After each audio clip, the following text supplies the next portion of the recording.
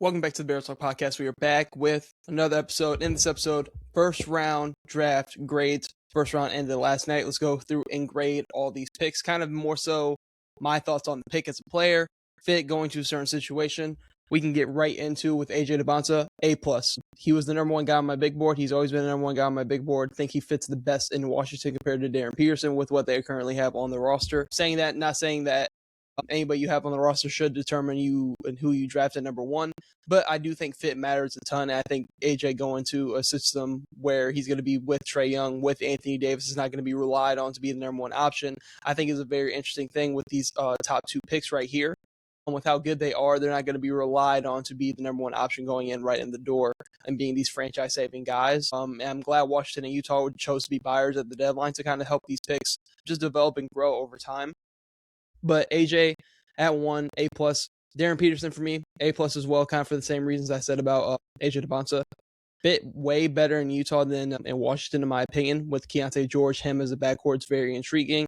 You have Lauri Markkanen, Triple J, Walker Kessler, Isaiah Collier, Bryce Sensabaugh. Like, you have a lot of things going for you. Ace Bailey over there in Utah. And they're another team where he's not going to be relied on solely day one to step in and be the number one option when you have guys like Keontae George, Lauri Markkanen, and Triple J.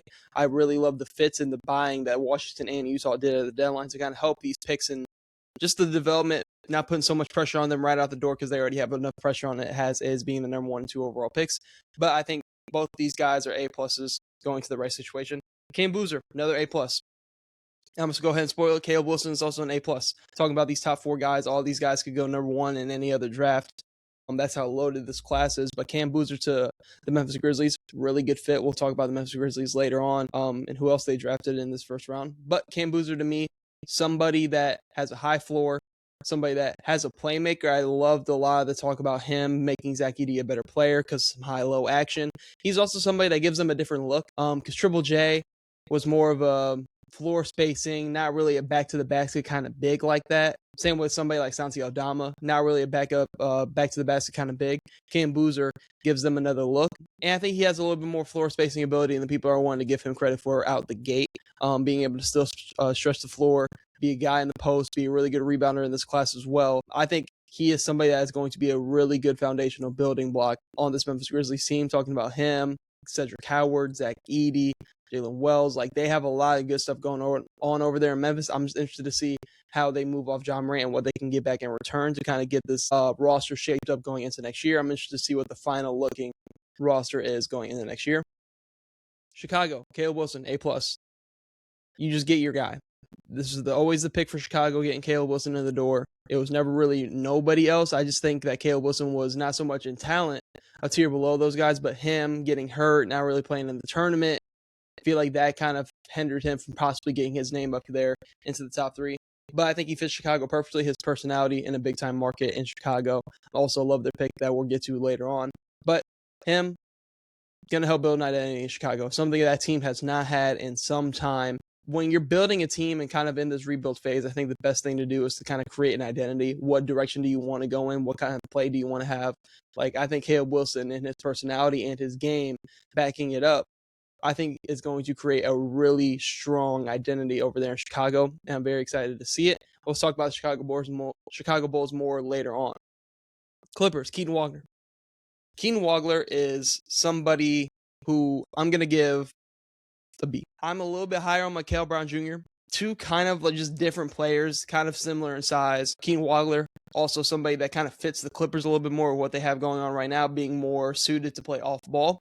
With Darius Garland, Kawhi Leonard still, he's somebody that can just fill a role, find his niche wherever he can. His playmaking is insane.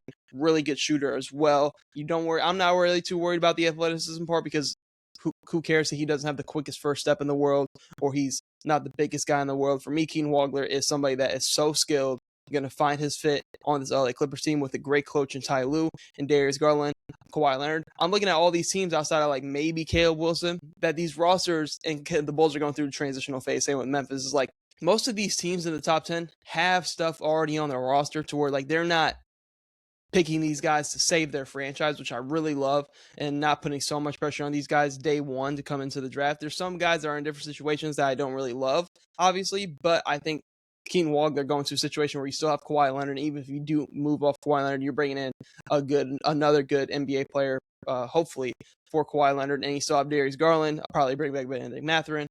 Got to figure out the center spot, but I like Keaton Wagner a lot to the LA Clippers. I'm going to give it a B as a grade. Darius Acuff, A+. Do I like the fit? No, because Sacramento is just Sacramento. We know what Sacramento is.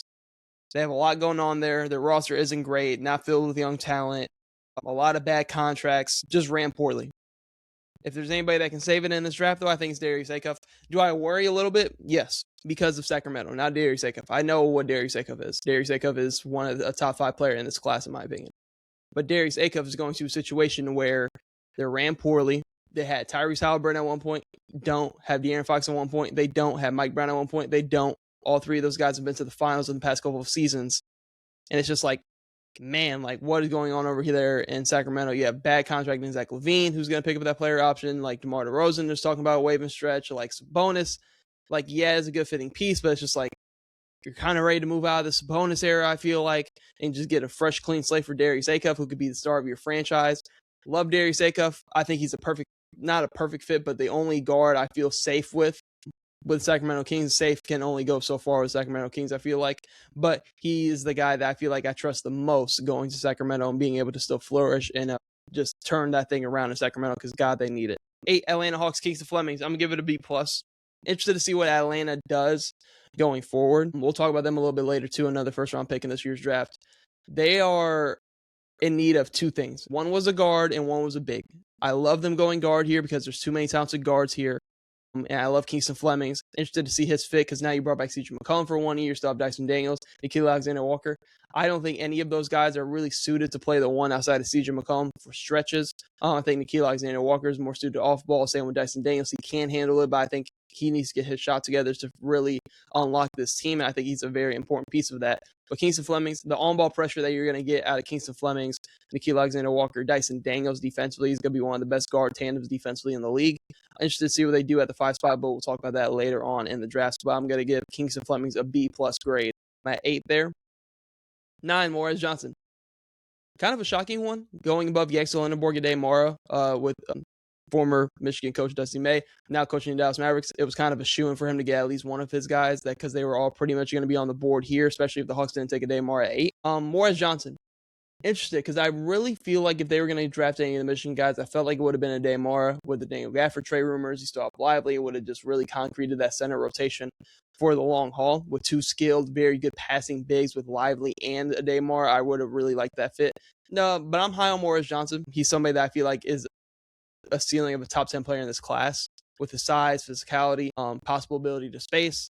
Defensively, he's going to be really good next to Cooper Flagg. I'm interested about the fit and where they play him, but former Michigan coach Dusty May bringing this connection from college over to the NBA. Interested to see how this all translates. But I got to give it a C+ because I think a Demar would have been a better pick here. I think Brayton Burries would have been a better pick here. You could argue him over Yaxel to the spot, younger, probably just more of a big rather than a wing, which I don't really think they need over there in Dallas. But I think Brayton Burries would have been a really good fit here. And I got to give Morris Johnson pick to Dallas a C+. Brayton Burries to the Milwaukee Bucks, A+ here for me. Looking at Brayton Burries in that backcourt now with Ryan Rollins, Tyler Hero, I really like those guards there now. You kind of have some versatility, a lot of scoring, some defense with Burries and Ryan Rollins. Interested to see if they do move off Tyler Hero, but even if they do, I think Brayton Burries, Tyler Hero, and Ryan Rollins really moves me as a backcourt going forward, whether one of those starts or whoever comes off the bench. But I really love Brayton Burries to the Milwaukee Bucks at 10. Got to give that one an A+. Golden State, Yaxel Lenneborg, A+ as well. You're talking about a Golden State Warriors team that wants to win and compete right now.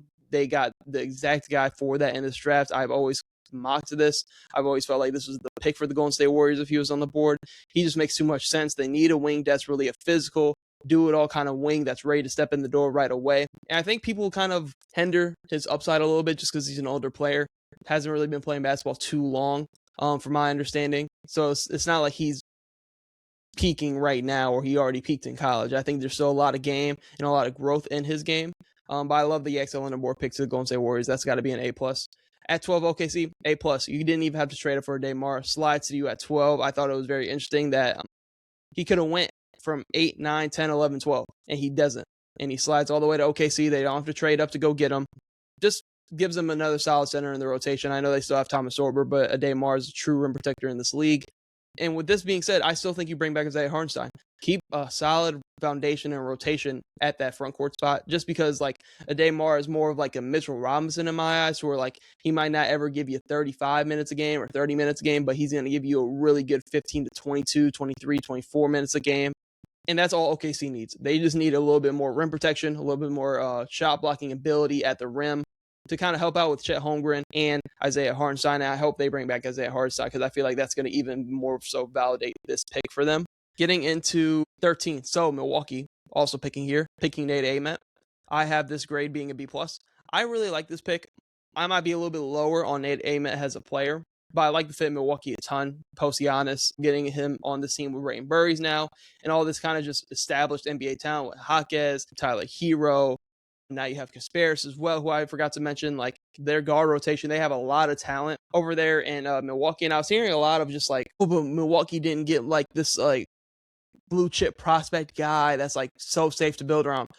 They got a ton of depth, a ton of young pieces, 2 first-round lottery picks in this year's draft. Really like the return with Nate Ament, Brayden Burries. I love what Milwaukee's doing this offseason, post Giannis, and what everything else they could do with the Miles Turner trade down the line. Maybe you can get off Kyle Kuzma, but I really do like the direction they're going in with Taylor Jenkins. I feel like he's a really good coach for this team that they're building over there in Milwaukee. Got to give it a B+. 14, Hans Steinbach to the Charlotte Hornets. Really like this pick. I gave it a B. His skill set, I really would have liked somebody like Morris Johnson here. I feel like they just need a little bit more athleticism and physicality. Not saying Hans can't provide that, but I feel like Morris Johnson as an athlete obviously went at 9 before a lot of people thought he would. But with them still seeing like somebody like a Ademar on the board, I'm interested to see if they ever thought about trading up, possibly with like Golden State or OKC or Milwaukee to try to go get a Ademar. But I like Hans, really good passer, really good connecting big man. Got him a B here in this. And I really do think if he does have the ability to space the floor, he's their starting center of the future because of his skill, his movement, playmaking, everything. One of the best rebounders in this class, and that's what Charlotte desperately needs is a rebounder on the interior. And I think Hans, there's an argument he could start right away for the Charlotte Hornets. 15, one of my favorite picks, Dalen Swain, Chicago, building an identity. I love it. Defense, athleticism, size, versatility. I love Dalen Swain here. Somebody else who's like going to step in right away, make an impact. Make an impact right away on this team. I think he's going to be a really good starting caliber wing in this league. Worry about the shot a little bit, but I don't worry about anything else a little bit in his game. When I'm looking at the slashing ability, the defense, the ability to kind of be that kind of point forward in a way because he can't handle the ball. We saw that a lot at Texas, be smart with the ball in his hands. Love this pick for Chicago at 15. And now you're looking at a defensive unit of Swain, Wilson, Nick Claxton. I wouldn't even be mad if they kept Trey Jones because you're going to need some depth and they're trying to be just better as a team. This rebuild could be a short one. With how this offseason is going, getting Nick Claxton for free, I already love what the new GM is doing. I love Tiago Splitter as a coach. I'm high on Chicago going into next season, especially with these 2 picks and they're leaving this draft with. So the Caleb Wilson and Dalen Swain were my guys going into this draft. 16, Memphis Grizzlies. So Bennett Sturts is going to the OKC Thunder. I'm giving this pick a B. Just so much looking at they looked and based this draft completely off what happened against San Antonio. Completely. Getting a Ademar, not trading up for him falling to you at 12, gives you another rim protector that you can throw a Wemby in a series. Looking at Bennett Sturts, they need more on-ball creation. And I really like that pick. Older, can step into your rotation right away. Good shooter. And I think he's more of a true point guard than Jared McCain, Cason Wallace. They're probably going to move off Isaiah Joe now. You still have Topic in the wings. Interested to see how that unfolds. But Bennett Sturts, NBA-ready guard that can fit into the OKC's rotation and give them another just ball-handling shot creator because they desperately missed it. And I feel like they're going into this mold where every team is trying to get multiple guards that can handle. And I think it's interesting because I feel like this happened a lot in this year's draft. Teams getting in multiple guys that can handle. But Bennett Sturts to the OKC Thunder, I got to give it a B. 17, Ibuka Okorie, C+. This pick is going to the Detroit Pistons. So Ibuka Okorie, talking about the Detroit Pistons here. I'm giving it a C+ because LeBaron Finland's on the board. No shade at Ibuka Okorie, but LeBaron Finland's on the board. Ibuka Okorie, probably more of like a true point guard with the ball in his hands. Him, Dennis Jenkins, more of a 2. Yeah, I understand the fit. But I think LeBaron Finland's just a better player. I think LeBaron Finland on the board is just a better player here for Detroit Pistons. And to trade up, when I saw that the Detroit Pistons were trading up, I was like, oh man, they're getting LeBaron Finland here. They're gonna take a stab, or Cam Carr, or Christian Anderson. I feel like all those guys are just better players than Ibuka Okorie. No shade to him, but I got to give it a C+. Interested to see how it unfolds coming from Stanford, more of a ball dominant point guard as well. They're probably going to be running that second unit next year for Detroit. Interested to see what kind of second option they are able to get. But I just feel like LeBaron Finland would have been a better pick here for them. 18, Christian Anderson, A+. Electric for Charlotte. Electric for Charlotte. Love this pick so much. Him and Kobe White off that bench. Ton of scoring. Ton of ball handling. Both guys that can run the pick and roll. Charlotte is on the come up. Charlotte is going to be dangerous.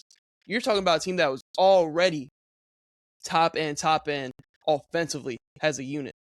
Now you're adding Hans Steinbach, who's a really good connecting big that we talked about. And you're adding Christian Anderson, in my opinion, who's one of the better value picks for at this point in the draft at 18, A+. One of the best on-ball shooters in this league, or in this draft, excuse me. Can create, play off Kobe White really well. Now you have just a guard room of LaMelo, Christian Anderson, Kobe White, Nipple, and now you add some size with Hans Steinbach, with some skill behind it. This team under Charles Lee, I'm loving the direction. Loving it, loving it, loving it. And it's crazy to say, I can see a world where they're an even better offensive team next season. Now with some continuity, they finally have the pieces put in place and the coaching and everything. I'm high on Charlotte going forward. I am very excited about Christian Anderson going to Charlotte at 18. 19, Allen Graves, C+. I didn't like this pick for Toronto, in my opinion. Another wing that doesn't, I just feel like they should have went guard here. With LeBaron Finland on the board, it's just I would have liked Cam Carr a little bit more on the board here for them. Just looking at this pick, it's just where's his fit? Where's he going to get his playing time from? You already have so many wings. And it's not like you're moving off Brandon Ingram relatively soon. You have Scotty Barnes, Con Murray Boyles. You possibly go get Miles Turner in a trade. So Aviaka Perto on the team as of right now. You're already so loaded at the wing spots where he's going to be this kind of Tristan da Silva-esque pick out of this year's draft that the Magic made, where he's going to just kind of be a rotational forward for you, which I don't hate. Not a bad thing at all. I'm not saying the C+ grade is anything like an F, but I do think with LeBaron Finland, Cam Carr on the board still right here would have gave them that offensive punch that I feel like they're missing. I just feel like Allen Graves is going to be a good rotational forward, but I think LeBaron Finland, Cam Carr would have gave them a little bit more offensive punch, or even a Chris Nack. I'm giving them a stretch big as well. Got to give the Allen Graves to Toronto pick a C+. Spurs, Jane Queens. Got to give it an A. Obviously worried about the injury concerns, the knee, rumors about possible another surgery to kind of clean up some other stuff, some pain in that knee as well. Got to give it an A, though. They're taking a high upside swing on a guy at 20 to where you're not asking them to play right away. So I'm interested to see, and they also made another corresponding move. So I really like this pick in Jane Queens. You're taking a high upside guy that can really play next to Wemby long term. But I'll talk more about San Antonio's pick because they could draft two bigs in here. So I got to give the Jane Queens pick an A. 21, Kareem Lopez, Memphis trading back and getting a high upside swing wing, which I think they desperately needed. Kareem Lopez, Cam Boozer, really like them leaving with this draft. You get kind of a really safe prospect in Cam Boozer. Later in the draft, you take Kareem Lopez, more of a high upside swing, which I feel like in Memphis with the new play style that they're going for, I feel like Kareem Lopez is a really good spot for him to develop and grow as a player. I'm interested to see the fit and what this final roster is looking like in Memphis, because I feel like they got some guys they could possibly move, and Aldama, Ty Jerome, John Morant, obviously. So I'm interested to see what this final roster is looking like for Memphis going into this new era as a team. Philly, 22, A+, LeBaron finally off the board. This is the top 10 talent in the league in this draft. Top 10 talent in this draft. And LeBaron Finland, they let him slide at 22. Philly, don't trade him. Philly, for God's sake, don't trade him. Because this is a guy right here that you're getting blessed. Again, Philly. Again. You struck gold with Jerry McCain. You decided to move off him because we got Edgecombe, and you trade him for no reason. Then you got LeBaron Finland, who's, in my opinion, is the top 10 talent in this class. Falls right into your lap at 22. A+ pick for Philly. Yeah, it's we have Maxey Edgecombe. Nah, you need another guard that was well known in the playoffs. They were missing the exact thing Jerry McCain was: shooting, ball handling, playmaking. And they traded him for nothing in a season to where you were trying to compete for no reason. You traded him to OKC for no reason. So LeBaron Finland, to me, is just going to replace that role. Be a really good guy off the bench. I feel like he has the better ability to kind of play with Maxey and Edgecombe a little bit more than McCain. I'll give that fit there. But LeBaron Finland, to me, A-plus pick for Philly. Having him fall to 22, as talented as he is, I was worried. I was like, man, who's going to take LeBaron Finland? Who's going to get lucky enough to take LeBaron Finland? Because him on the board right now is crazy to me. Crazy to me. So LeBaron Finland, high on him. I can't wait to see him play in Philly because I feel like now he's going into this with a chip on his shoulder, which is a dangerous thing for a scorer and a talent of his caliber. 23, Atlanta Hawks, Zuby Ejiofor. Interesting one. I feel like I'm a little bit higher on somebody like Terrence Reed, just more size at the position. Zuby Ejiofor, just really, really active, athletic body. A little bit undersized, but not the smallest center in the world as well. Interested to see that pick by Atlanta because you're already kind of working with like Onyeka Okongwu, who's a little bit undersized at the 5. Zuby Ejiofor is also kind of a little bit undersized at the 5 at the NBA level. Interested to see what else they would add free agency and stuff as well because they also added Aaron Wiggins, who's going to be a really good rotational piece for them as well. I like where Atlanta's going. I'll give the Zuby Ejiofor pick time. I'm going to give it a C+ right now because I like him as a player. But I'm interested to see the fit because I feel like Atlanta needs more of that rim protector. But he's an active rotational center. I do like the pick. I'm just interested to see the fit going forward and what the Atlanta Hawks kind of needed at the 5 spot. Now, this is where the LA Lakers traded up 1 spot. Cam Carr, another A+. Same thing with LeBaron Finland. The Lakers were at 25, and I'm just like, man, like every mock I did, I was just like kind of forcing somebody their way, whether it was Reed or Vassar or Chris Nack or Malik Thomas. I was just like, I'm just not feeling like any of these guys for LA. The only guy I felt was like really good for them was like Isaiah Evans. Because Isaiah Evans, movement shooter, somebody that can play off the ball, play off Luka, Austin Reeves. You can always use another shooter, and he's just a better defender than like some of the shooters they've had in the past, like with Luke Kennard last year. Might not be like able to handle like Luke Kennard, but I feel like that was just a one series wonder kind of thing. But he gives you a little bit more defense, 3-and-D ability. He was the only guy I was like really loving. But for them at 25 to get somebody, or trading up at 24 to get somebody at Cam Carr's ceiling. Oh, this is a really good pick for the Lakers. The upside of Cam Carr offensively, his ability to play off ball, has all the tools to be a really good defender in this league as well. Pairing him up with Luka, AR, an athletic wing that desperately needed with a high offensive ceiling is everything the Lakers have been asking for. I feel like they've been desperately needing over these past couple seasons. Really love this fit. I gotta give it an A+ here. Like the LeBaron Finland pick, these two guys slid in this year's draft a little bit farther than I think they should have. And I love Cam Carr's fit to LA. I feel like he's exactly what they need. And I feel like this is a really good pick for them out of the past couple of years of draft picks they have made. Now, getting on to 25, this is the Lakers. This play Sergio De La Rey going to Dallas. Really like him going to Dallas over New York. Just a bigger point guard, 6'6", 6'7". Really like his fit over there in Dallas. Can kind of be the backup to Kyrie Irving, play some 2 with his size as well. Interested to see. I haven't seen a whole lot of film on Sergio De La Rey, but the measurables, the size, I really like this pick for them in Dallas because they get a bigger guard alongside Cooper Flagg. And now it's making like the Morris Johnson pick. I was like, okay, you didn't get Brayden Burries, but you got kind of like a bigger point guard that can back up Kyrie Irving going into next year, and we can address the shooting guard in free agency. Don't mind that pick at all right here. I'm giving it a B. 26, Denver takes Terrence Reed, but he's going to San Antonio. This is where I'm giving the Terrence Reed pick an A because, yeah, he took the high upside swing, and you were just revamping that front court around Wemby. No more Olynyk, Plumlee. You're still going to have Luke Cornett, but getting the youth movement going, getting somebody with the upside of a Jalen Quains defensively, and then adding somebody who's a little bit more ready at the NBA level, and Terrence Reed Jr., somebody who's coming from a Dan Hurley system. I feel like he's going to be a really good rebounder right away. Somebody that is so skilled in the paint. Somebody that can play out there with Wemby because Wemby can obviously space the floor. You're just getting just more solidified, young, talented centers in the room for San Antonio around Wembanyama. Can't hate that at all. Love the pick for San Antonio for Jalen Quains and Terrence Reed. Got to give both of those picks an A. Just talking about the Spurs draft in general. Chris Nack Jr.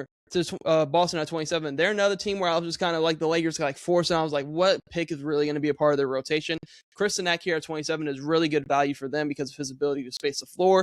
Really fits this Joe Mazzulla kind of basketball. And they kind of needed a more skilled big that can play the 4, play the 5.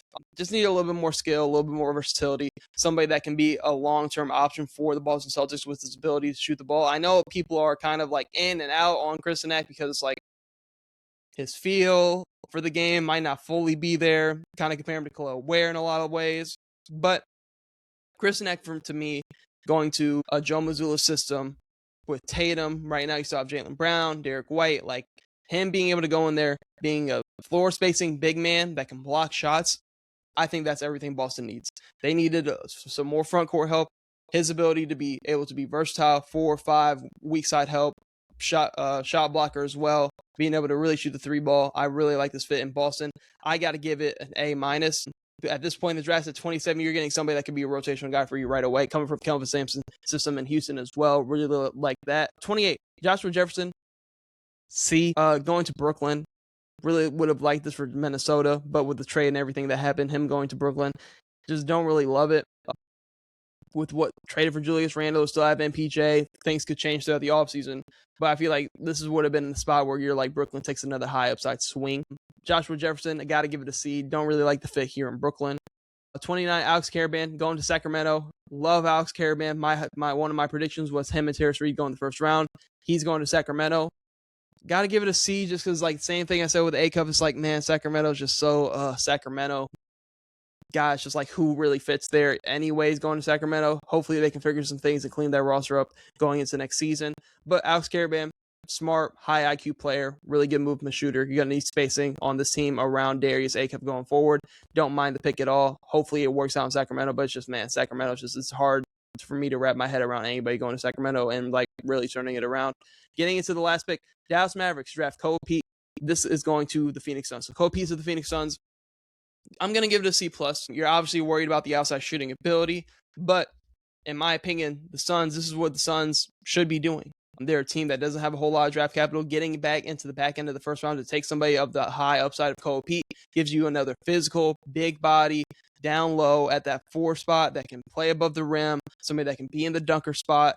Him and Kaman Maluach, I feel like Kaman Maluach can clean up some stuff defensively as well for him. Interested to see about the floor spacing ability. But I like the direction Phoenix is going in, just getting these high upside athletes and Rasheer Fleming, Ryan Dunn, Cole Pete, like Kaman Maluach, like all these high upside athletes in Phoenix going forward. I feel like it's really going to pay off for them. I really like the ability for them to get into this first round and draft Cole Pete here. Looking at some of my favorite picks to wrap up the episode, Kings Fleming's at 8. To the Atlanta Hawks, Yexel Lendenborg at 11 to the Golden State Warriors, Dalen Swain at 15 to the Chicago Bulls, 18 Christian Anderson Jr. to the Charlotte Hornets, LeBaron Finance to the 76ers, Cam Carr to the Lakers, Terrence Reed to the San Antonio Spurs. I really love all those picks. And I feel like all these picks are like really like, man, starting caliber rotational guys. Not saying anybody else in this draft isn't, but like looking at these, I'm like, man, I love the fit of like Christian Anderson with that style of play. The ability to create on and off the ball, be a real one of the best shooters in this class. I feel like LeBaron Finance is going to fit in Philly perfectly with his play style and being able to give them another look offensively off that bench. Cam Carr's the high upside swing the Lakers have been waiting for that I feel like could actually realistically pan out next to Luka and AR and LeBron. Terrence Reed, solidified a rotational big right away for the San Antonio Spurs. Kingston Fleming's just a starting caliber point guard, filling a hole that they desperately needed to fill. And I like them going Fleming's over Amara here at 8. And Yexel Lendenborg's the perfect plug-and-play guy for the Golden State Warriors who are trying to compete and win right now. And then Dalen Swain, building an identity. Love the pick there for Dalen Swain going to the Chicago Bulls. But possibly going to be back with another stream going into the second round tonight, kind of just talking about some more trade stuff, some draft stuff with my guy Cole. And then just kind of just talking about this draft cycle, some of our favorite picks, seeing if there's any big-time trades that happen. But these are my official first-round grades for the NBA draft first round. We'll be back with more content on the second round tonight. But thank you guys for tapping in with us for this NBA draft cycle. It's been a ton of fun. Really like how this first round turned out for a lot of guys. Man, I'm excited to see the future of the NBA unfold. But that's all I have for this episode of the Barrel Talk Podcast. Hope you tune in to future episodes.